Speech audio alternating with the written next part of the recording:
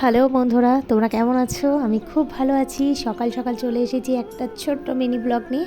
আমার এই ছোট্ট মিনি ব্লগে সবাইকে স্বাগত। কেউ স্কিপ করো না প্লিজ, সবটা দেখো।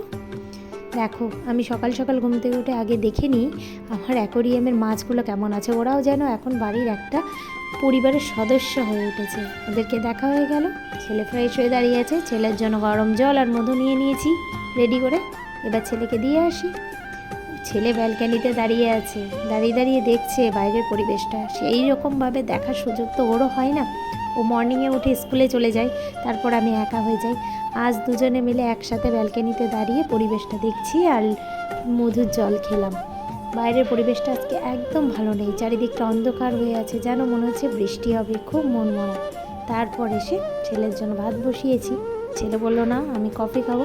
চলো একটা দিন ওর মতো করেই চলা যাক, কারণ মর্নিংটা এইভাবে আমরা কখনো মায়ে ছেলে কাটাতে পারি না। সেদিন স্কুল থাকে না, সেদিন টিউশন থাকে, সেদিন টিউশন থাকে না, সেদিন থাকে স্কুল।